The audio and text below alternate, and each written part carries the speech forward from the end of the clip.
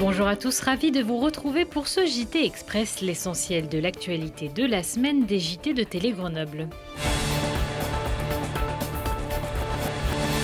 Dans l'enseignement secondaire, ce sont l'ensemble des cours, sauf exception, qui se déroulent à distance.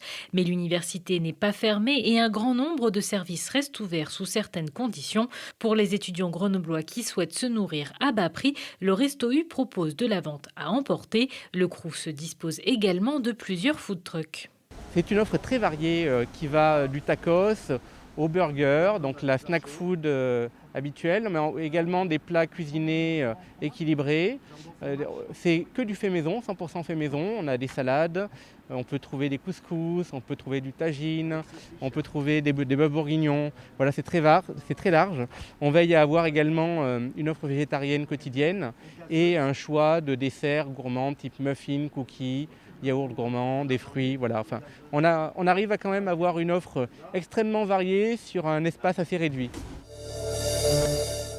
Après une dernière journée de vote, les noms des projets lauréats des 6e budgets participatifs ont été dévoilés samedi soir dernier à l'hôtel de ville de Grenoble. Sur les 29 candidats en lice, 12 ont été retenus par les 4 711 votants cette année, dont Superflu et ses protections hygiéniques bio gratuites, la grenobloise qui permettrait d'augmenter le nombre de bornes d'eau potable sur la ville, la Guinguette, un lieu convivial dans le parc Paul Mistral, ou Abeille-toi, des abris à insectes sur le toit du plateau Mistral. Les 12 projets lauréats se partageront une cagnotte de 800 000 €.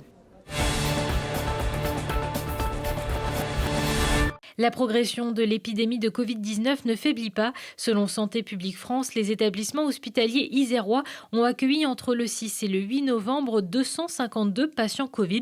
C'est 32 plus pour les 3 derniers jours de la semaine précédente. 41 personnes ont été transférées en réanimation et 32 patients sont décédés entre vendredi et dimanche. Des chiffres qui ont évidemment des répercussions sur l'activité des pompes funèbres intercommunales.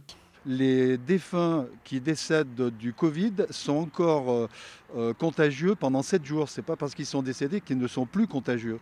Donc on doit se prémunir, c'est-à-dire casque, on dirait des cosmonautes, hein, casque, masque, chapeau, bottes, etc. pour pouvoir accéder et mettre les défunts en bière, ce qui fait que les familles, malheureusement, ne peuvent pas voir leurs proches pour les accompagner au dernier moment. Plus de 200 personnes rassemblées mardi après-midi place de Verdun pour demander plus de mesures sanitaires dans les établissements scolaires pour éviter la propagation de l'épidémie et la fermeture totale des enseignants, parents d'élèves, lycéens et étudiants.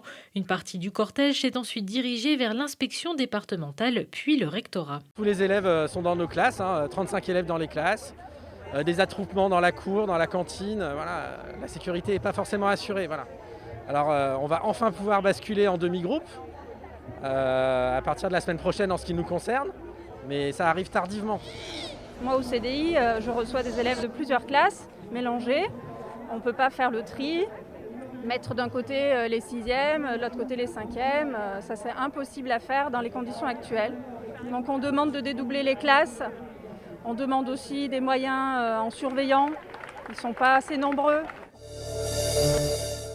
Les métros-vélos bientôt à moitié prix, alors que l'activité économique et le télétravail se poursuivent là où c'est possible et que les transports en commun restent bien fréquentés aux heures de pointe. Le syndicat mixte des mobilités de l'air grenoblois souhaite encourager la pratique du vélo et pourquoi pas du métro-vélo. Ce service lancé en 2004 compte aujourd'hui 8500 vélos. Lors du prochain comité syndical, il sera proposé une modification temporaire des tarifs pour permettre aussi à ceux dont les revenus auraient diminué de continuer à rouler avec les vélos jaunes.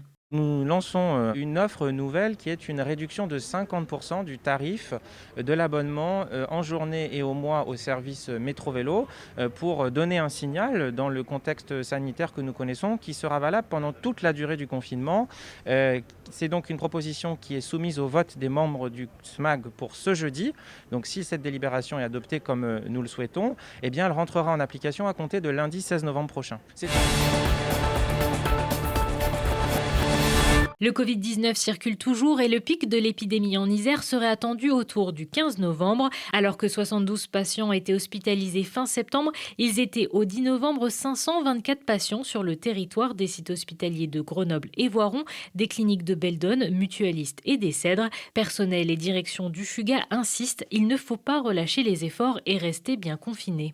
En termes de lits de réanimation et de soins critiques sur le territoire, nous sommes montés en charge sur l'ensemble du territoire en ouvrant à peu près 60% de lits supplémentaires de réanimation qui ont complètement ouvert samedi dernier.